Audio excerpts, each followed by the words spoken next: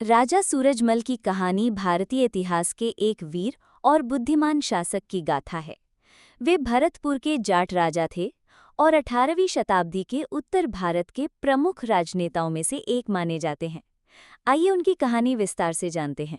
पूरा नाम महाराजा सूरजमल। जन्म 13 फरवरी 1707, सिनसिनी, भरतपुर, राजस्थान। पिता बदन सिंह, भरतपुर राज्य के संस्थापक। राज्याभिषेक 1755 में भरतपुर के राजा बने। मृत्यु 25 दिसंबर 1763। वीरता और बुद्धिमत्ता। राजा सूरजमल न केवल एक महान योद्धा थे, बल्कि कुशल कूटनीतिज्ञ और प्रशासक भी थे। उन्होंने भरतपुर राज्य को एक शक्तिशाली और संगठित राज्य में बदल दिया। उन्होंने मुगल साम्राज्य के पतन के समय उत्तरी भारत में एक सशक्त शक्ति के रूप में उभरे। राजा सूरजमल की सेना को जाटों की सेना कहा जाता था, जो अनुशासन और साहस के लिए जानी जाती थी।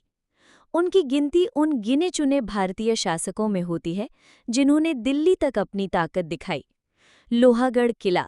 उन्होंने भरतपुर में इस अभेद्य किले का निर्माण कराया। इसे अजेय दुर्ग भी कहा जाता है, क्योंकि ये कभी किसी भी दुश्मन द्वारा पूरी तरह जीत नहीं पाया गया।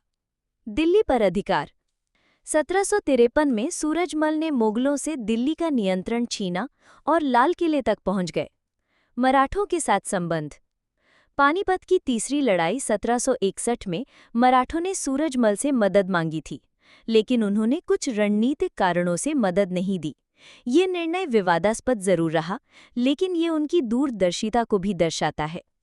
25 दिसंबर 1763 को अफगान सरदार नजीबुद्दौला के साथ संघर्ष में राजा सूरजमल वीर गति को प्राप्त हुए। उनकी मृत्यु के बाद भी भरतपुर